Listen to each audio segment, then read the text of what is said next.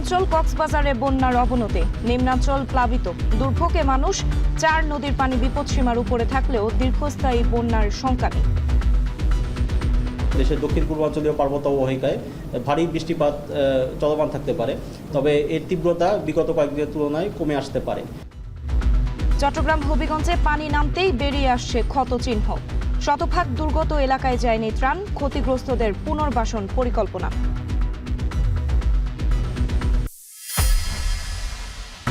চিকিৎসা খাতে দেশের অর্থ বিদেশে যাওয়া বন্ধে সেবার মান ও দক্ষতা বাড়ানোর আহ্বান প্রধানমন্ত্রীর।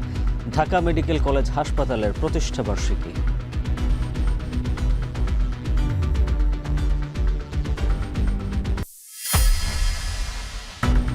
মাঠ পর্যায়ে পরিবার পরিকল্পনা কর্মসূচিতে ভাটা। 2 বছরে জন্ম নিয়ন্ত্রণ উপকরণের সরবরাহ কমেছে 84%। দ্রুত ব্যবস্থা না নিলে জন্মহার বাড়ার শঙ্কা। অনেক জায়গায় দেখা যায় আমাদের ম্যাটেরিয়ালস নাই বলে অনেকে কাজে যায় না। এটা আমরা সব স্টিম নিয়ে সপ্তাহের মধ্যে নিয়ে আসতেছি। আমাদের রেকর্ডে গত 5 বছর যাবত ফ্যামিলি প্ল্যানিংয়ের কোনো অ্যাক্টিভিটিসও হয় না।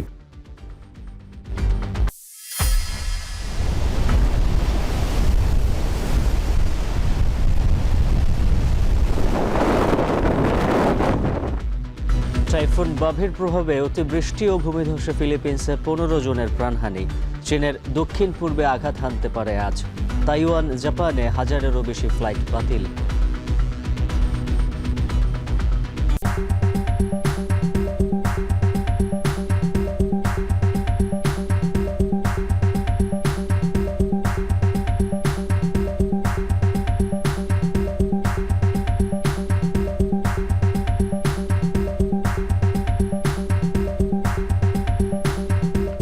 শিরোনাম শুনছিলেন, স্বাগত এখন দুপুরে। পুরো আয়োজনের সঙ্গে আছে আমরা দুজন, আমি উজ্জ্বল হাফিজ এবং আমি সুমাইরাত্রি। পার্বত্য অঞ্চল ও কক্সবাজারে বন্যা পরিস্থিতির অবনতি হলেও উন্নতির দিকে চট্টগ্রামের বন্যা পরিস্থিতি। মহাসড়ক থেকে পানি কমলেও এখনও জেলায় বিভিন্ন উপজেলায় পানিবন্দী লাখো মানুষ। তলিয়ে যাওয়া ঘরবাড়ি আর হাট বাজারে দেখা দিয়েছে তীব্র খাবার ও বিশুদ্ধ পানির সংকট। দুর্গতদের উদ্ধার ও ত্রাণ সহায়তায় স্থানীয় প্রশাসনের পাশাপাশি কাজ করছে সেনাবাহিনী। যদিও দুর্যোগ এলাকায় শতভাগ ত্রাণ পৌঁছানো সম্ভব নয় বলে জানিয়েছে দুর্যোগ প্রতিমন্ত্রী। কাজী মাহফুজের প্রতিবেদনে থাকছে বিস্তারিত। চারদিকে শুধু পানি আর পানি। টানা 5 দিনের ভারী বৃষ্টি আর পাহাড়ি ঢলে চট্টগ্রামের বিস্তীর্ণ এলাকা এখন ধ্বংসস্তূপ। বিশেষ করে সাতকানিয়া, বাঁশখালী ও চন্দনায় সহ বিভিন্ন উপজেলায় এখনও 7 লাখের বেশি মানুষ পানিবন্দী। ঘরে খাবার নেই রান্নার ব্যবস্থা। এর উপর তীব্র হয়ে উঠেছে বিশুদ্ধ খাবার পানির সংকট। মঙ্গলবার থেকে আজকে কয়দিন অনাহারা, অনেককে অনাহারা আছে। নেতাকে দিচ্ছে, নেতা দিচ্ছে কাকে, যা ওদের আত্মীয় স্বজনকে দেখে দেখে। মহিলা মানুষজন, লোকজন, পুরুষ মানে সব আশ্রয় নিয়েছে, গরু ছাগল সব আশ্রয় নিয়েছে। একটু সাহায্য করলে ভালো হবে। এমন সংকটে উদ্ধার কাজ ও ত্রাণ সহায়তায় মাঠে নেমেছে সেনাবাহিনী ও প্রশাসন। দুর্গম ও বিচ্ছিন্ন এলাকা থেকে আটকে পড়া মানুষদের উদ্ধার করছেন সেনা সদস্যরা। একই সাথে পৌঁছে দেওয়া হচ্ছে শুকনো খাবার ও পানি। চট্টগ্রামের বানভাসী মানুষের জন্য 650 আশ্রয় কেন্দ্র প্রস্তুত করা হয়েছে। যদিও সব জায়গায় ত্রাণ পৌঁছানো সম্ভব নয় বলে জানায় দুর্যোগ প্রতিমন্ত্রী। বন্যার অবস্থা আসলেই ভয়াবহভাবে খারাপ, কিন্তু অনেক সময় হয় যে ভয়াবহ খারাপ বা অনেক খারাপ আমরা ওই পর্যন্ত বলে ছেড়ে দিই, জানি না কতটুকু খারাপ। বাট এইবার আমরা জানি কতটুকু খারাপ, সেই জন্য আমরা ওইভাবে পদক্ষেপ নিতে পারতেছি। লোকাল অ্যাডমিনিস্ট্রেশন যেরকম চাচ্ছে আমরা ওরকম দিয়ে যাচ্ছি। আমরা জানি এখানে অবস্থা খারাপ, কতটুকু খারাপ এটা এইখানে লোকাল অ্যাডমিনিস্ট্রেশন বুঝতে পারবে। আমরা রেডি, যা লাগবে তাই দিই। পানি নামার সাথে সাথেই দৃশ্যমান হচ্ছে ক্ষয়ক্ষতির বাস্তব চিত্র। পাহাড়ি ঢলে ভেসে গেছে হাজার হাজার হেক্টর ফসলি জমি ও সবজি ক্ষেত। এই পানির মধ্যে ডুবে যাতায়াতের ব্যবস্থা কি বন্ধ হয়ে গেছে। সবাই এক প্রকার সবাই কি ভোগান্তিতে আছে। পানির জন্য আটকে গেছি, 2000-এ যাওয়ার জন্য আসছি, আটকে গেছি পানির জন্য। পানি কিছুটা কমলেও এখনও চট্টগ্রামের বানভাসী মানুষের ঘরে ঘরে খাবার আর বিশুদ্ধ পানির সংকট।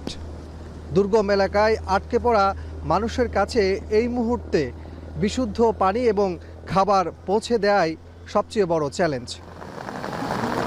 টানা কয়েকদিনের ভারী বর্ষণ ও পাহাড়ি ঢলে কক্সবাজারে বন্যা পরিস্থিতি ভয়াবহ। সবচেয়ে বেশি দুর্ভোগের মধ্যে রয়েছে চকরিয়া ও পেকুয়া উপজেলা। জেলার অন্তত 35টি ইউনিয়ন প্লাবিত হয়েছে। একই সঙ্গে জলাবদ্ধতা ও পাহাড় ধসের ঝুঁকিও ভয়াবহ আকার ধারণ করেছে। রামু উপজেলায় বন্যার পাশাপাশি দেখা দিয়েছে নদী ভাঙন।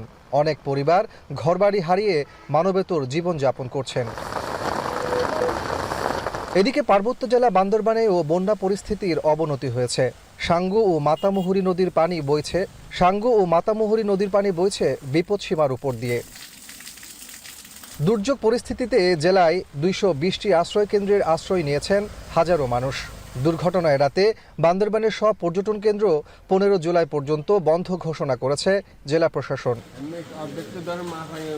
রাঙ্গামাটিতে থেমে থেমে বৃষ্টিপাত অব্যাহত রয়েছে। আরও 3 থেকে 5 দিন ভারী বৃষ্টিপাত ও ভূমি ধসের সতর্কতা জানিয়েছে আবহাওয়া অধিদপ্তর। পাহাড় ধসের শঙ্কার মাঝে জেলার বাঘাইছড়ি ও বিলাইছড়ি উপজেলার নির্মাঞ্চল প্লাবিত হয়ে দুর্ভোগে পড়েছেন অন্তত 25,000 মানুষ। আবহাওয়া অফিস জানিয়েছে, দেশজুড়ে ভারী বৃষ্টিপাত অব্যাহত থাকলেও দীর্ঘমেয়াদী বন্যার কোনো শঙ্কা নেই। মৌসুমী বায়ুর প্রভাবে 4 সমুদ্র বন্দরকে 3 নম্বর স্থানীয় সতর্ক সংকেতের কথাও জানান তিনি। কাজী মাহফুজ, এখন চট্টগ্রাম। এদিকে সাতকানিয়া, বাঁশখালী ও চন্দনা এসে বন্যা পরিস্থিতির কিছুটা উন্নতি হয়েছে, তবে এখনও 7 লাখ মানুষ পানিবন্দী। পানি নামার সাথে সাথে দৃশ্যমান হচ্ছে ঘরবাড়ি, হাটবাজার, কৃষিজমি ও মৎস্য খামারের ক্ষতচিহ্ন। উদ্ধার কাজ ও ত্রাণ সহায়তায় মাঠে নেমেছে সেনাবাহিনী। বিস্তারিত জানাতে চট্টগ্রাম থেকে যুক্ত আছেন সহকর্মী কাজী মাহফুজ। জানাবেন বন্যা পরিস্থিতির কতটা উন্নতি হলো, পাশাপাশি ত্রাণ ও উদ্ধার কার্যক্রম নিয়ে কি তথ্য রয়েছে?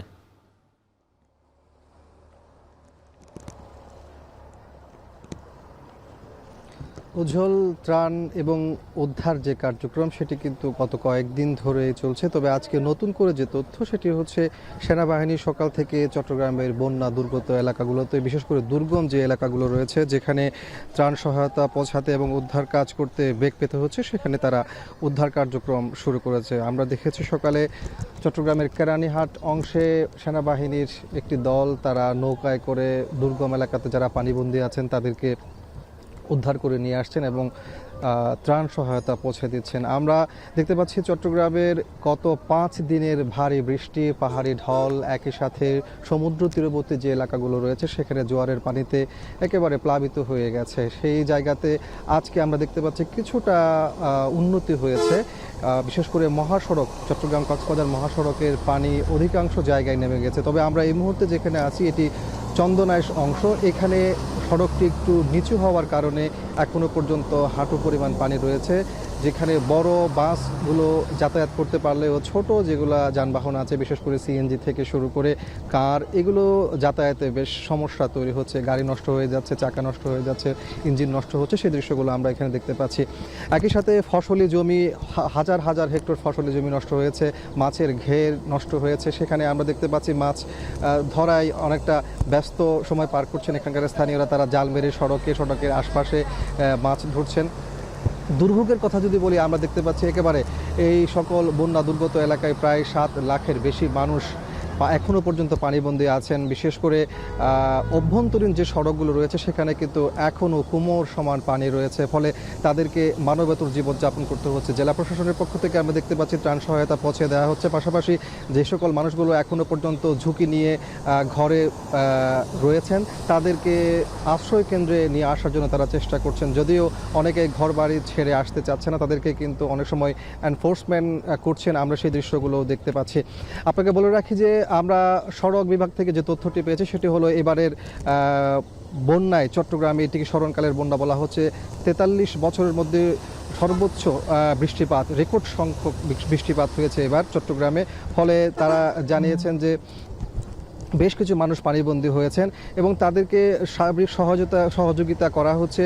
একটু আগে আমরা কথা বলেছি, এখানে কিন্তু এই বন্যা দুর্গত মানুষদের দেখার জন্য ত্রাণ এবং দুর্যোগ প্রতিমন্ত্রী এসেছেন। তিনি সাংবাদিকদের সাথে কথা বলেছেন এবং তিনি জানিয়েছেন যে বৃহত্তর এই চট্টগ্রাম অঞ্চলে যারা বন্যা দুর্গত এলাকায় রয়েছেন তাদের জন্য 650টি আশ্রয় কেন্দ্র প্রস্তুত রাখা হয়েছে, যেখানে 500 মেট্রিক টন চালসহ খাবার মজুদ রাখা হয়েছে এবং যেখানে যেখানে খাবারের প্রয়োজন হচ্ছে তারা সেখানে পৌঁছে দিয়েছেন। যদিও আমরা এখন যেখানে রয়েছি এখানে কিন্তু অনেকেই অভিযোগ করছেন তাদের কাছে এখনও পর্যন্ত খাবার পৌঁছায়নি, বিশুদ্ধ পানির সংকট রয়েছে, সেটিও কিন্তু তীব্র আকার ধারণ করেছে। এমন পরিস্থিতিতে আসলে সরকারের পাশাপাশি সমাজের বিত্তবান থেকে শুরু করে সচেতন যারা নাগরিক রয়েছেন তাদেরকে এই সহযোগিতার হাত বাড়ানোর কথা জানিয়েছেন জেলা প্রশাসক। আর সড়কের যে ক্ষতি হয়েছে সেটি আমরা জানতে পেরেছি যে প্রায় 517টি সড়ক রয়েছে চট্টগ্রামের, তার মধ্যে অর্ধেকের বেশি সড়ক কিন্তু ক্ষতিগ্রস্ত হয়েছে। একই সাথে কালভার্ট থেকে শুরু করে সেতু 176টি কালভার্ট সেতু ক্ষতিগ্রস্ত হয়েছে এমনটি জানিয়েছেন। তো সব কিছু মিলিয়ে আমার কাছে এই ছিল চট্টগ্রামের বন্যা দুর্গত এলাকার সবশেষ তথ্য। কাজী মাহফুজ জানাচ্ছিলেন চট্টগ্রামের বন্যা পরিস্থিতির খবর। এদিকে রাত্রে বৃষ্টিপাত অব্যাহত থাকলেও কক্সবাজারের বন্যা পরিস্থিতির কোনো উন্নত হয়নি। হুশিয়াব বলছে প্লাবিত হয়েছে 35টি ইউনিয়ন, পাশাপাশি রাঙামাটিতেও পাহাড় ধসের ঝুঁকি রয়েছে। উজ্জ্বল যেটি বলছিলেন, কক্সবাজারে বন্যা কবলিত মানুষ কিন্তু এখন পর্যন্ত 2 লাখ মানুষ পানিবন্দী রয়েছেন এবং পাহাড় ধসের যে কথা বললেন সেটিও কিন্তু একটা শঙ্কা রয়েছে, পাহাড় ধসের শঙ্কা রয়েছে। এছাড়া শুধু রাঙামাটি এবং কক্সবাজার না, রাঙামাটিতেও কিন্তু একই অবস্থা দেখতে পাচ্ছি আমরা। এই নিয়ে আমাদের সঙ্গে আমাদের দুজন সহকর্মী যুক্ত হচ্ছেন, কক্সবাজার থেকে মোর্শেদ এবং আমাদের সঙ্গে যুক্ত হচ্ছেন রাঙামাটি থেকে জিয়াউর রহমান জুয়েল। প্রথমেই যাচ্ছি কক্সবাজারে মোর্শেদের কাছে। মোর্শেদ, আপনার কাছে জানতে চাই এখন আসলে বন্যা পরিস্থিতির কি খবর, আবহাওয়া অফিস কি বলছে? রাত্রি বৃষ্টি কমলেও কমেনি মানুষের দুর্ভোগ। আবহাওয়া অফিস বলছে 3 নম্বর সতর্কতা সংকেত ছিল সেটি নামিয়ে ফেলা হয়েছে এবং আমরা সকাল থেকে রামু উপজেলার বিভিন্ন প্লাবিত এলাকা ঘুরে দেখেছি এবং সেখানকার মানুষ একেবারে দুর্বিষহ জীবনযাপন পার করছে। আমরা দেখতে পেয়েছি এখানকার যারা বন্যা কবলিত মানুষ আছেন তাদের অনেকটাই অভিযোগ, এখানকার যারা স্থানীয় প্রশাসন আছেন, জনপ্রতিনিধি আছেন, তাদেরকে তারা দেখা মিলছে না, কারণ তারা এখন বিপদের মুখে আছেন এবং তাদের ঘরবাড়িতে রান্নাঘরে চুলা জ্বলছে না এবং কয়েকদিন ধরে খাবার নাই। সব মিলিয়ে তারা দুর্বিষহ জীবনযাপন পার করছে এই টানা 1 সপ্তাহের বৃষ্টিতে। এবং চকরিয়া পেকুয়ার কথা যদি বলতে হয় সেখানে তো আরও বেশি ভয়াবহ একটি পরিস্থিতি বিরাজ করছে। সেখানে অনেক বাড়িতে কোমর পর্যন্ত পানি উঠেছে এবং অনেকেই 4-5 দিন ধরে পানিবন্দী হয়ে আছেন এবং বিশেষ করে সেখানকার সাইক্লোন শেল্টারের সাথে কথা আমরা বলেছি, তারা বেশিরভাগ মানুষরা ঘরবাড়ি ছেড়ে আসলে সাইক্লোন সেন্টারে যেতে চাচ্ছে না এমনটিও আমরা শুনেছি। কারণ হচ্ছে তাদের এই বন্যা এবং দুর্যোগকালীন সময়ে তাদের যতই বৃষ্টি হোক না কেন, যতই পানি উঠে কেন, তারা তাদের ঘরের মধ্যে অবস্থান করছে, যে কোনো ভাবে একটু বেঁচে থাকার মতো একটা সময় নিয়ে তারা ঘরের মধ্যে থেকেছেন এমন একটি বিষয় আমরা শুনেছি। এবং চকরিয়া পেকুয়ার বন্যা পরিস্থিতি আসলে ভয়াবহ এবং যেহেতু বৃষ্টি কমেছে এবং গতকালও বৃষ্টি কমেছে এবং আজকে থেমে কিছুটা বৃষ্টি হলিয়ে বৃষ্টি কমেছে, তবে এরকম বৃষ্টি কমতে থাকলে বন্যা পরিস্থিতি কিছুটা উন্নতি হতে পারে। এবং অন্যদিকে পাহাড় ধসের কথা যদি বলতে হয়, গত 2 দিন ধরে পাহাড় ধসের কোনো ঘটনা ঘটেনি, তবে এর আগে কক্সবাজারে পাহাড় ধসে প্রায় রোহিঙ্গা ক্যাম্প সহ স্থানীয় সহ প্রায় 20 জনের মতো প্রাণহানির ঘটনা ঘটেছে এবং গতকালকে চকরিয়াতে পানিতে ডুবে এক কিশোরীর মৃত্যু হয়েছে, আমরা সেটি জানতে পেরেছি এবং আপনাদেরকে দেখানোর চেষ্টা করছি। এবং এই মুহূর্তে যে এলাকাটিতে আমরা আছি এখানকার প্রায় 15 থেকে 20,000 পরিবার রয়েছে, সেখানে পানি উঠেছে, একেবারে প্লাবিত হয়েছে এবং এই যে গ্রামটি দেখতে পাচ্ছেন এখানে একেবারে পানিতে ডুবা ছিল। সেক্ষেত্রে বৃষ্টি কমে যাওয়ায় পানি আস্তে আস্তে নামতে শুরু করেছে, মানুষ আবারও ঘরবাড়িতে আসতে শুরু করেছেন এবং স্বাভাবিক হতে শুরু করেছে। তবে বৃষ্টি হলে মানুষের মনে আবারও ভয়ভীতি সৃষ্টি হতে থাকে। সেক্ষেত্রে আমরা আবহাওয়া অধিদপ্তরের সাথে কথা বলেছি, তারা বলছেন যে গত 24 ঘন্টায় 32 মিলিমিটার পর্যন্ত বৃষ্টিপাত রেকর্ড করা হয়েছে। আবহাওয়া অধিদপ্তর বলছে আগামীকালও কিছুটা ভারী বৃষ্টি থাকতে পারে, তবে সাগরে যে 3 নম্বর সতর্কতা সংকেত ছিল সেটি কিন্তু নামিয়ে ফেলা হয়েছে, সেটি কিছুক্ষণ আগে আমরা আবহাওয়া অধিদপ্তর সূত্রে জানতে পেরেছি। এবং আপনাদেরকে কক্সবাজারের চকরিয়া, পেকুয়া, মাতামুহুরী সহ বিভিন্ন উপজেলার প্রায় 10টি উপজেলা রয়েছে, সেখানকার 35টি ইউনিয়ন কিন্তু প্লাবিত হয়েছে। অন্যদিকে সেন্ট মার্টিনের কথা যদি বলতে হয়, টেকনাফ সেন্ট মার্টিনের কথা যদি বলতে হয়, সেখানকার মানুষও কিন্তু বেশ একটু ভালো আছে বলতে পারবো না। সেখানে আমরা সেন্ট মার্টিনের খবর নিয়েছি, সেখানে সবচেয়ে যেহেতু নৌ যোগাযোগ বন্ধ রয়েছে, নৌ চলাচল বন্ধ রয়েছে, সেক্ষেত্রে সেখানকার মানুষও দুর্বিষহ জীবনযাপন পার করছে এবং সেন্ট মার্টিনে খাবার নেই, বিদ্যুৎ নেই, এমন একটি পরিস্থিতি বিরাজ করছে। আসছে, যদিও বা জেলা প্রশাসন থেকে বলছে সেন্ট মার্টিনে খাবার পৌঁছে দেওয়া হয়েছে, শুকনো খাবার চাউল পাঠিয়ে দেওয়া হয়েছে, এমনটি আমরা শুনেছি। এবং আরেকটি বিষয় বলে রাখি, জেলা প্রশাসন থেকে বলছে যে দুর্যোগ মোকাবেলায় প্রায় 648টি আশ্রয় কেন্দ্র খোলা রাখা হয়েছে, এমনটি আমরা জানতে পেরেছি। রাত্রে এ ছিল সর্বশেষ। জানবো রাঙামাটির পরিস্থিতি। জিয়াউর রহমান জুয়েল যুক্ত আছেন। জুয়েল, জানাবেন বৃষ্টিপাত ও ভূমিধস নিয়ে কি সতর্কতা রয়েছে আবহাওয়া অধিদপ্তরের পক্ষ থেকে?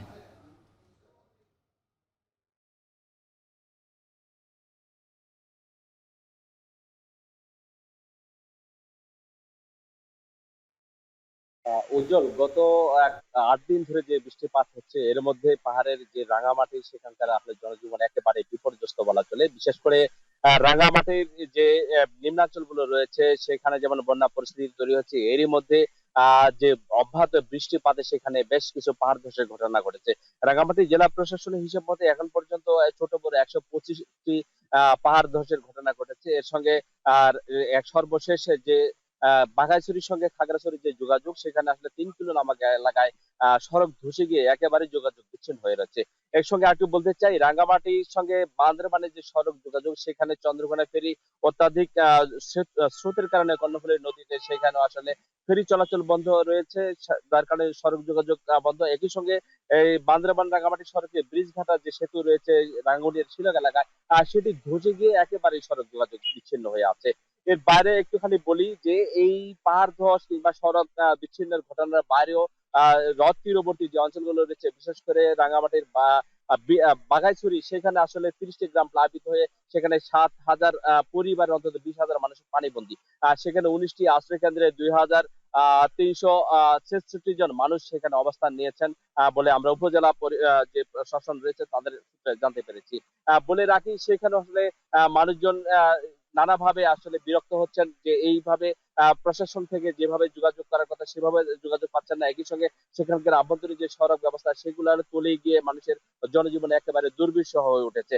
সেখানকার একটি প্রাথমিক বিদ্যালয়, বিশেষ করে মুসলিম ব্লক সরকারি প্রাথমিক বিদ্যালয়, সেখানে 3 দিন থাকার পরে একবেলা খাবার পেয়ে মানুষজন সেখানে আসলে বেশ অভিযোগ করেছেন। এর বাইরেও মানুষের খাবার, সুপেয় পানি, শিশু খাদ্য এবং যে অন্যান্য যে নিরাপত্তার ব্যবস্থা সেটিও আসলে একেবারে দুর্বল বলে সেখানকার মানুষজন অভিযোগ করেছেন। বলে রাখি, রাঙ্গামাটির বিলাসুরি এলাকায় সেখানে 20টি গ্রাম প্লাবিত হয়ে 6,000 মানুষ সেখানে দুর্গত হয়ে পড়েছেন। সেখানে এখন পর্যন্ত সরকারি কোনো সহায়তা পৌঁছায়নি এবং সেখানে যে আশ্রয় কেন্দ্র রয়েছে সেখানেও মানুষজন উঠেছেন। যোগাযোগ বিচ্ছিন্ন বলে উপজেলা প্রশাসন থেকে বলা হলেও আসলে সেটি আসলে এখন পর্যন্ত মানুষের দুর্ভোগের সীমা সেটা আসলে কমেনি। বৃষ্টিপাত থেমে থেমে হচ্ছে রাঙ্গামাটিতে, একেবারে থেমে যায়নি, যার কারণে মানুষের দুর্ভোগ এখনো কমেনি। রাঙ্গামাটি থেকে এই ছিল আমার কাছে সবশেষ। উজ্জ্বল। জিয়াউর রহমান জুয়েল জানাচ্ছিলেন রাঙামাটি থেকে বন্যা পরিস্থিতির খবর। এদিকে সিলেট বিভাগের সীমান্তবর্তী বেশ কিছু নদ নদের পানি কমতে শুরু করায় হবিগঞ্জ ও সুনামগঞ্জে বন্যা পরিস্থিতির উন্নতি হয়েছে। তবে এখনও প্লাবিত নিম্নাঞ্চল, নষ্ট হচ্ছে ধান, সবজি সহ নানা ফসল। এদিকে প্রশাসন শুকনো খাবার সহ নগদ অর্থ বরাদ্দের দাবি করলেও ত্রাণ সহায়তা না পাওয়ার অভিযোগ রয়েছে বন্যা দুর্গতদের। বিস্তারিত থাকছে প্রতিবেদনে। টানা বৃষ্টি ও উজানের ঢলে গত 3 দিন সুনামগঞ্জ জেলায় সুরমা, কুশিয়ারা, জাদুকাটা, বৌলাই ও রক্তি নদীর পানি বাড়লেও শনিবার সকাল 9টা পর্যন্ত 24 ঘন্টায় সুরমা নদীর পানি 2 সেন্টিমিটার কমেছে। এছাড়াও কমেছে সীমান্তবর্তী অন্যান্য নদ নদীর পানি। তবে পানি কমলেও এখনও জেলায় বন্যার সংখ্যা কাটেনি। বন্যার শঙ্কা থাকায় পৌরসভার সকল কর্মকর্তা কর্মচারীদের ছুটি বাতিল করে দুর্যোগ মোকাবেলায় কন্ট্রোল রুম চালু করেছে পৌরসভা কর্তৃপক্ষ। মৌলভীবাজারে মনু নদীর পানি চাঁদনীঘাট পয়েন্টে বিপদসীমার 48 সেন্টিমিটার উপর দিয়ে প্রবাহিত হয়। অন্যদিকে শেরপুর পয়েন্টে বিপদসীমার 4 সেন্টিমিটার নিচে কুশিয়ারা নদীর পানি। এছাড়া কমতে শুরু করেছে ধলাই ও জুরি নদীর পানি। বন্যা পরিস্থিতির কিছুটা উন্নতি হলেও প্লাবিত হয়েছে নিম্নাঞ্চল, নষ্ট হয়েছে আমন, আউশ, সবজি, মাছ সহ নানা ফসল। জেলা প্রশাসন 7 উপজেলায় 90 মেট্রিক টন জিআর চাল, শুকনো খাবার ও নগদ 5 লাখ টাকা বরাদ্দ দিলেও ত্রাণ সহায়তা না পাওয়ার অভিযোগ করছেন বন্যা দুর্গতদের অনেকে। শুকনো খাবার ওনারা কিছু পায় নাই, কালকের কিছু খাবার ছিল ওনারা সকালে খাইছে আর নিজ নিজ দায়িত্বে খাইতেছে। সব আমরা জার্জির খানি খেয়ে আছি, অনেকে আবার আনা খাইয়েও আছে। জি না আমি রাস্তার উপরে গড়ে তো পানি টানি আমরা কিভাবে বাঁচ করবো, রান্না বান্দার চুলা উলা সব বাংলা। আমরা বান্ধব উপরে দিনে কাটালাম, অথচ পানি পানি আমরা অন্যদিকে হবিগঞ্জেও ধীরে ধীরে উন্নতির দিকে যাচ্ছে বন্যা পরিস্থিতি। বিভিন্ন এলাকার ঘরবাড়ি থেকে পানি নেমে যাওয়ায় আশ্রয়কেন্দ্র ছেড়ে ফিরছে মানুষ। তবে অনেক বাড়িতেই এখনও কাদা ও ক্ষয়ক্ষতির চিহ্ন রয়েছে। নাজমুস সাকিব সামি, এখন। চিকিৎসাজনিত কারণে দেশের টাকা যেন বিদেশে চলে না যায়, সেজন্য চিকিৎসকদের দক্ষতা ও সেবার মান বাড়ানোর আহ্বান জানিয়েছেন প্রধানমন্ত্রী তারেক রহমান। সকালে ঢাকা মেডিকেল কলেজ হাসপাতালের 81তম প্রতিষ্ঠাবার্ষিকী উপলক্ষে আয়োজিত সভায় অংশ নিয়ে তিনি আরও বলেন, সেপ্টেম্বরের মধ্যে শিশুদের জন্য বিশেষায়িত চিকিৎসায় দেশের 5টি জেলায় 1000 শয্যার ব্যবস্থা করবে সরকার। বিস্তারিত প্রতিবেদনে। অধিক জনসংখ্যা, প্রান্তিক পর্যায়ে দক্ষ জনবল সংকট, অসংগঠিত রেফারেল ব্যবস্থা সহ নানা কারণে দেশের বিভিন্ন প্রান্ত থেকে প্রতিদিন ঢাকায় আসেন বিপুল সংখ্যক রোগী। শুধুমাত্র ঢাকা মেডিকেল কলেজের বহির্বিভাগ ও জরুরি বিভাগে চিকিৎসা নিতে আসেন 10,000 রোগী। বিশ্ব স্বাস্থ্য সংস্থার মতে প্রতি 10,000 মানুষের বিপরীতে অন্তত 23 জন চিকিৎসক থাকতে হবে, কিন্তু আমাদের দেশে সেই হার 7 জনের মতো। নার্সের সংখ্যাও অপ্রতুল, ওষুধ বা উপকরণের সংকট সেখানে প্রায়শই ভোগান্তির কারণ। এসব পরিস্থিতি থেকে উত্তরণের পাশাপাশি দেশের চিকিৎসা খাতের নানা সম্ভাবনা নিয়ে প্রধানমন্ত্রীর সাথে সরাসরি প্রশ্নোত্তর পর্বে অংশ নেন ঢাকা মেডিকেল কলেজের শিক্ষার্থীরা। শনিবার প্রতিষ্ঠানটির 80 বছর পূর্তিতে সস্ত্রীক যোগ দেন প্রধানমন্ত্রী তারেক রহমান। চিকিৎসাজনিত কারণে বাংলাদেশ থেকে প্রতি বছর $5 বিলিয়ন বিদেশে যাচ্ছে, এমন বিষয়ে দুঃখ প্রকাশ করেন প্রধানমন্ত্রী। বলেন, চিকিৎসকদের আস্থা তৈরির পাশাপাশি আরও সেবাদানে দক্ষ ও আন্তরিক হতে হবে।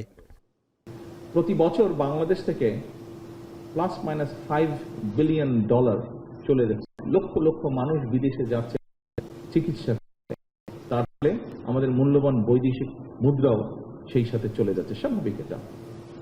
আপনাদের কাছে আমার প্রত্যাশা, আসুন না, যারা বর্তমানে চিকিৎসক আছেন, যারা উর্দি চিকিৎসক, আপনাদের সকলের কাছে আমার একটি প্রত্যাশা যে আসুন না, আমরা কেন পারবো না এই পরিস্থিতিটির পরিবর্তন করতে।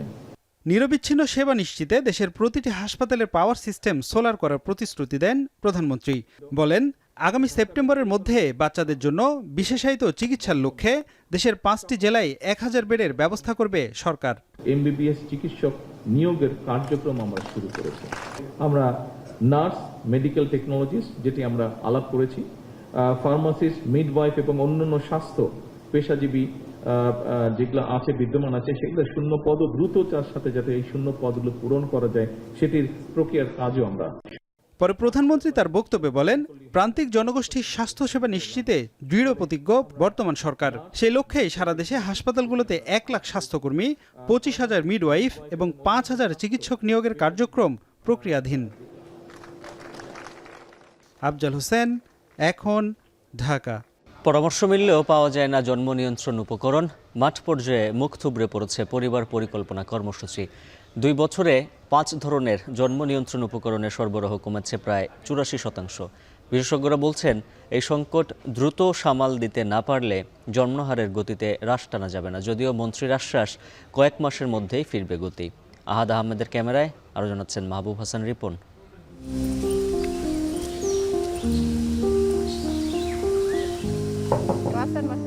রোদে পোড়া মেঠোপথ ধরেই ঘরে ঘরে ছুটছেন হাসিনা আক্তার। পরিবার পরিকল্পনা সহকারী হিসেবে দম্পতিদের বোঝান সচেতনতার পাঠ। কিন্তু সেবাগ্রহীতাদের অভিযোগ, নিয়মিত পরামর্শ মিললেও মিলছে না বিনামূল্যে সরকারি জন্ম নিয়ন্ত্রণ সামগ্রী। আজকে 2-3 মাস আগে মেডিসিন পাওয়া যেতেছে। সেক্ষেত্রে আপনারা কি বলছেন? মানে তারা কি বলতেছে, আসবো এরকম আশ্বাস দিতে আছে, এরকম বলতেছে। মাঠ পর্যায়ের এই সংকট নিয়ে কথা হয় হাসিনা আক্তারের সঙ্গে। সরকার পক্ষ যদি আমাদেরকে এটা তাড়াতাড়ি দ্রুত গতিতে এটা সাপ্লাইটার ব্যবস্থা করে দেয়, তখন আমরা আরো ভালোভাবে আমাদের পারফরমেন্স দেখাতে পারবো বা আরো ভালোভাবে কাজ করতে পারবো আর কি মাঠে। এটি কুমিল্লার সীমান্তবর্তী শশীদল ইউনিয়ন স্বাস্থ্য ও পরিবার কল্যাণ কেন্দ্র। ভেতরে যেন এক পরিত্যক্ত ভুতুরে নীরবতা। অকেজো হয়ে পড়ে আছে যন্ত্রাংশ, নেই প্রয়োজনীয় ওষুধপত্র। গত 1 সপ্তাহে সেবা নিতে এসেছেন হাতে গোনা কয়েকজন। দৈনিক প্রতিদিন 70-80 জন হয়ে থাকে। সাধারণ রোগী, পদ্ধতি, গর্ভবতী, প্রসব পরবর্তী সব সেবাগুলো সাপ্লাই নিয়ে অনেক দূর ধরে, এই কারণে মানুষ একটা আসে না। মানিকগঞ্জের সিংগাইর উপজেলা স্বাস্থ্য কমপ্লেক্সে চিত্রটা আবার উল্টো। প্রতিদিন সেবাগ্রহীতার আনাগোনা লেগেই থাকে, তবে সরবরাহ সংকটে মেলে শুধু পরামর্শটুকুই। ফ্যামিলি প্ল্যানিং সেবা বলতে নাই বললেই চলে, একমাত্র সুখী থার্ড আছে, সেটা তাও মাসে অল্প কিছু দেওয়া হয়। মানিকগঞ্জের সিংগাইর উপজেলার পরিবার পরিকল্পনা অফিসে এসে আমরা যে তথ্যটি পেয়েছি সেটি প্রান্তিক পর্যায়ে যে ভয়াবহ চিত্র, সেই চিত্রের কথাই তুলে ধরে। আমরা আসলে দেখতে চাই মাঠ পর্যায়ে অন্যান্য উপজেলাতে এই চিত্রটি কেমন।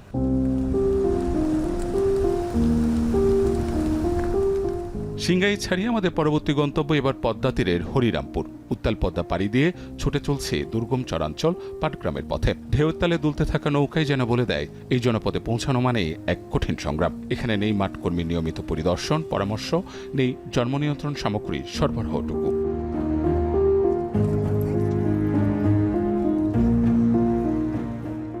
চর অঞ্চলে পরিবার পরিকল্পনার কিছু লোক নিয়োগ দিছিল, নিয়োগ দেওয়ার পরে সরকার পতন হওয়ার পরে নিয়োগটা বাতিল করে দিছে। পরিসংখ্যান বলছে গত 2 বছরে চাহিদার তুলনায় জন্ম নিয়ন্ত্রণ উপকরণের সরবরাহ কমেছে প্রায় 84.63%। এর মধ্যে প্রতি মাসে প্রয়োজনের তুলনায় কন্ডোমের সরবরাহ কমেছে প্রায় 91.57%। ওরাল পিল ও ইনজেক্টেবলের সরবরাহ কমেছে যথাক্রমে প্রায় 75 ও 98%। উল্লেখযোগ্যভাবে কমেছে ইমপ্ল্যান্ট ও আইইউডির ব্যবহারও। সেক্টর প্রোগ্রামটি যখন শেষ হয়ে গিয়েছে, নতুন কার্যক্রম হাতে নিতে সময় লেগেছে এবং একটি নতুন ডিপিপি তৈরি হয়েছে এবং এটাও একটা সময় লেগেছে। এর মধ্য দিয়ে বাজেটের একটা ক্রাইসিস ছিল, এই সব কিছু মিলে এই সংকটটা তৈরি হয়েছে। মাঠ পর্যায়ে এই স্থবিরতার ভয়াবহ প্রভাব পড়েছে অনাকাঙ্ক্ষিত গর্ভধারণ, গর্ভপাত ও মাতৃ মৃত্যুহারে। ইউনিসেফের MICS প্রতিবেদন বলছে 2011 থেকে 2021 সাল পর্যন্ত প্রজনন হার 2.3 থাকলেও 2025-এ এসে তা বৃদ্ধি পেয়ে দাঁড়িয়েছে 2.4-এ। বিশেষজ্ঞরা বলছেন প্রয়োজন জন্ম নিয়ন্ত্রণ কার্যক্রমে গতি সঞ্চার করা। জন্ম নিয়ন্ত্রণের কাজগুলো দ্রুত শুরু করা দরকার এবং জন্ম নিয়ন্ত্রণ সামগ্রী আমদানি করা বা দেশে তৈরির ব্যবস্থা করে প্রত্যেকটা ঘরে ঘরে পৌঁছে দেওয়ার যে কার্যক্রম একসময় চলতো, সেটাকে আবার পুনরায় গতি সঞ্চার করতে হবে। জন্ম নিয়ন্ত্রণ কর্মসূচির সামগ্রিক কার্যক্রম নিয়ে আমরা কথা বলি স্বাস্থ্য ও পরিবার কল্যাণ মন্ত্রীর সঙ্গে। মাঠ পর্যায়ে উপকরণের ঘাটতি, পরামর্শ কার্যক্রমের স্থবিরতা এবং জন্মহার বৃদ্ধির যে শঙ্কা তৈরি হয়েছে, সেখানে কি ধরনের উদ্যোগ নিতে যাচ্ছে সরকার? অনেক জায়গায় দেখা যায় আমাদের ম্যাটেরিয়ালস নাই বলে অনেকে কাজে যায় না। এটা আমরা সব স্টিমলে নিয়ে সপ্তাহের মধ্যে নিয়ে আসতেছি। কাউন্সিলিং করতে হবে, সেটা একসময় হয়েছে। আমাদের রেকর্ডে গত 5 বছর যাবৎ ফ্যামিলি প্ল্যানিংয়ের কোনো অ্যাক্টিভিটিসও হয়নি এবং ম্যাটেরিয়ালসগুলো তাড়াতাড়ি পাওয়ার জন্য আমরা যারা বিডার ছিল তাদেরকে আমরা চাপে রাখছি যাতে তাড়াতাড়ি পাই, উইদাউট এনি ফার্দার ডিলে। কন্ডোমটা খুব তাড়াতাড়ি আমরা পেয়ে যাবো, উই আর সাফিসিয়েন্ট। ট্যাবলেটটা পাইতে আমাদের একটু টাইম লাগবে। আগামী বছরের মধ্যে আমরা প্রোডাক্টিভিটি হারটাকে ফার্টিলিটিটাকে আমরা কমিয়ে আনবো। অর্থনৈতিক সমীক্ষা 2025 অনুযায়ী দেশে মোট জনসংখ্যা 17,22,00,000-এর মতো। বার্ষিক জনসংখ্যা বৃদ্ধির হার 1.12%। তবে সাম্প্রতিক সময়ে প্রজনন হার বেড়ে যাওয়ায় জনসংখ্যা বৃদ্ধির শঙ্কা সংশ্লিষ্টদের। মাহবুব হাসান রিপন, এখন। সরকারি হিসেবে দেশে 84 লাখ গাছ লাগানো হলেও এই তথ্যের সত্যতা নিয়ে খোদ সরকারের ভেতরেই তৈরি হয়েছে সংশয়। পরিবেশ মন্ত্রী বলছেন, শুধু প্রধানমন্ত্রী নন, এই পরিসংখ্যান তার নিজের কাছেও বিশ্বাসযোগ্য নয়। শনিবার রাজধানীতে পরিবেশবাদী বিভিন্ন সংগঠনের আয়োজিত বিশেষ সেমিনারে এসব কথা বলেন বন, জলবায়ু ও পরিবেশ মন্ত্রী আব্দুল আওয়াল মিন্টু। পরিবেশ মন্ত্রী বলেন, বাংলাদেশের এমন ত্রুটিপূর্ণ পরিসংখ্যানের কারণেই আন্তর্জাতিক মহলে দেশের তথ্যের বিশ্বাসযোগ্যতা নিয়ে প্রশ্ন উঠেছে। অনেক দেশেই বাংলাদেশের পরিসংখ্যান বিশ্বাস করে না বলে মন্তব্য করেন তিনি। এদিকে দেশের বিশাল শ্রমবাজারের কর্মসংস্থান নিশ্চিত করতে প্রতিবছর লাখ লাখ মানুষের জন্য শিল্পায়ন জরুরি। তবে প্রবৃদ্ধি অর্জনের এই দৌড়ে পরিবেশকে বাজি রাখা যাবে না বলে উল্লেখ করেন তিনি। পাশাপাশি জলবায়ু পরিবর্তনের উৎস চিহ্নিত না করে কেবল পরিণতি নিয়ে কথা বলাকে ফলপ্রসূ মনে করেন না তিনি। তার মতে কর্মসংস্থানের জন্য শিল্পায়ন প্রয়োজন, তবে তা কোনোভাবেই পরিবেশ ধ্বংস করে না।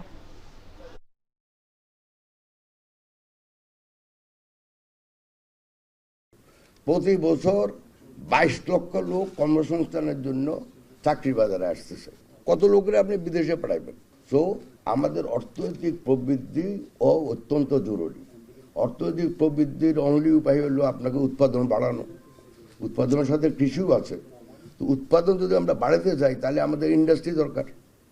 তো উৎপাদন এবং কর্মসংস্থান সৃষ্টি করার জন্য আমাদের ইন্ডাস্ট্রি অত্যন্ত জরুরি, কিন্তু আমরা এন্ডও করতে পারি না যে ইন্ডাস্ট্রি করার জন্য আমরা আমাদের পরিবেশকে নষ্ট করবো, সেটাও আমরা চাই না।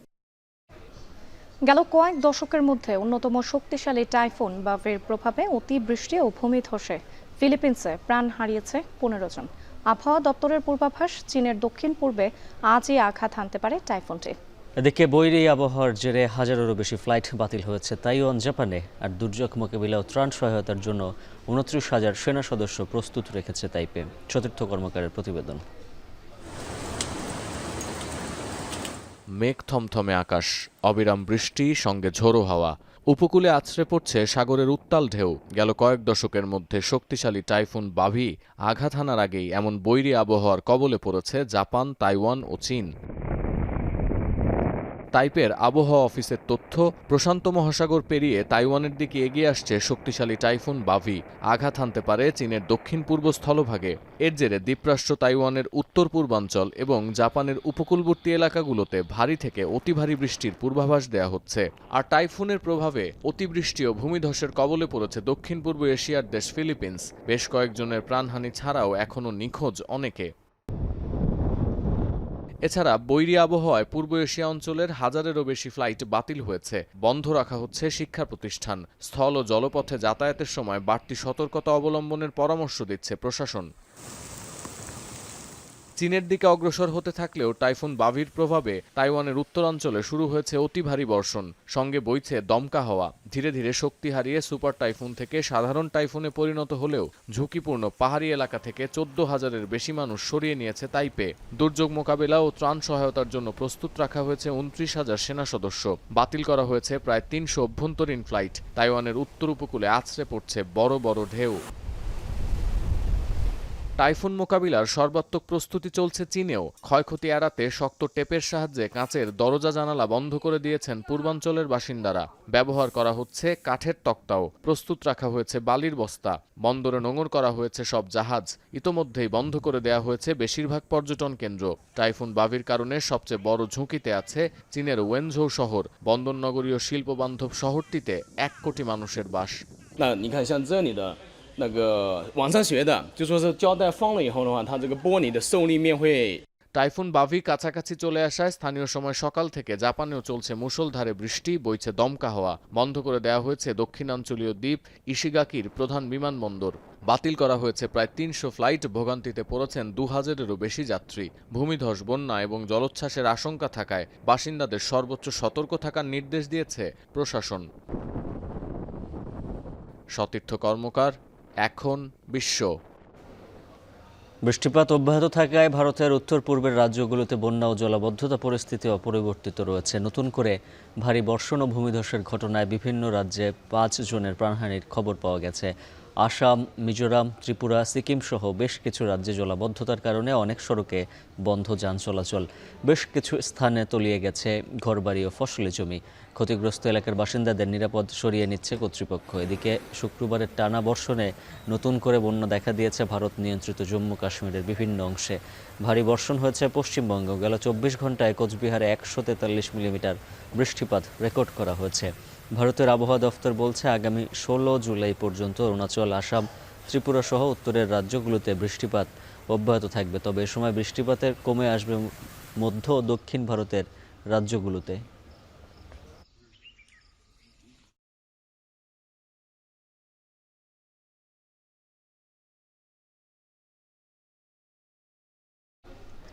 মার্কিন প্রেসিডেন্টকে হত্যার চেষ্টা হলে ইরানের অস্তিত্ব মুছে দেবে যুক্তরাষ্ট্র, হুমকি স্বয়ং ডোনাল্ড ট্রাম্পের। জানালেন তাকে হত্যা চেষ্টা হলে তেহরানকে ধ্বংসে ছোড়া হবে 1000 ক্ষেপণাস্ত্র। দেয়া আছে আগাম নির্দেশ। অস্ত্রবিরতি কার্যকর না থাকলেও ইরানের অনুরোধে আলোচনার টেবিলে ফিরবে যুক্তরাষ্ট্র, এমন মন্তব্য করেছেন তিনি।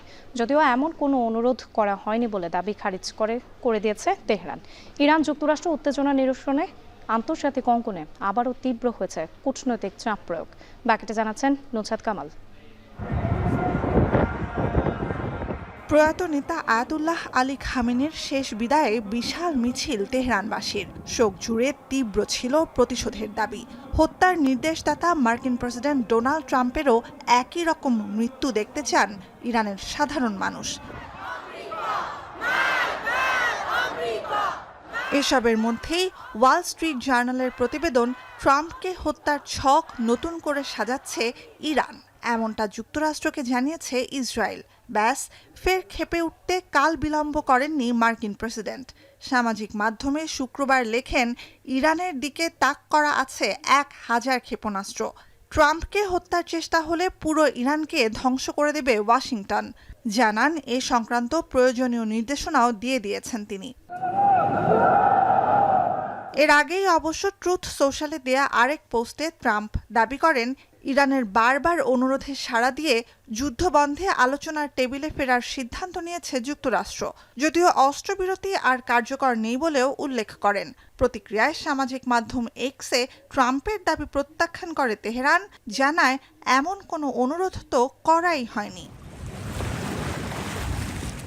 তবে বৈরী দুই দেশের সংঘাত বন্ধে মধ্যস্থতাকারী হিসেবে কাতারের প্রস্তাব ফিরিয়ে দেয়নি তেহরান। আর আলোচনায় ফিরতে বিশ্বের গুরুত্বপূর্ণ বাণিজ্যিক নৌপথ হরমুজ প্রণালীতে জাহাজ চলাচল সচল করতে তেহরানকে চাপ দিচ্ছে ওয়াশিংটন ও পশ্চিমা মিত্ররা। এমন পরিস্থিতির মধ্যেই ইরান যুক্তরাষ্ট্র উত্তেজনা নিরসনে আন্তর্জাতিক অঙ্গনে আবারও তীব্র হয়েছে কূটনৈতিক চাপ প্রয়োগ। L'Iran doit garantir la réouverture inconditionnelle du détroit d'Ormuz, qui doit être libre et sans restriction, conformément au droit de la mer. Les récentes frappes contre des navires commerciaux. The fragility of the current situation underscores the urgent need to keep the diplomatic process on track. We stand with our partners in calling for de-escalation. Каждый раз европейские и американские коллеги требуют от Тегерана вовлечения в серьезные переговоры. И это при том, что Иран был дважды атакован. 一是维护停火止战局面，美伊谅解备忘录承诺尊重彼此主权和领土完整，永久停止所有战线军事活动。যুক্তরাষ্ট্রের হামলায় ইরানে শুধু গবেষণা অবকাঠামোতে $30 কোটি ক্ষতি হয়েছে বলে জানিয়েছে Tehran. অন্যদিকে সাগরে ক্রমশ বাড়ছে ইরানের আটকে থাকা তেলের মজুত। অস্ত্রবিরতির সমঝোতার আওতায় তেহরান রপ্তানিতে গতি বাড়ালেও মার্কিন নিষেধাজ্ঞার কারণে কমেছে বিক্রি। নুজহাত কামাল, এখন বিশ্ব। আর এই ছিল এখন দুপুরে। এখন টেলিভিশন ওয়েবসাইটে দেখতে ভিজিট করুন www.ekhon.tv। ফেসবুকে দেখুন facebook.com/tv.ekhon, ইউটিউবে দেখুন youtube.com/c/ekhon tv।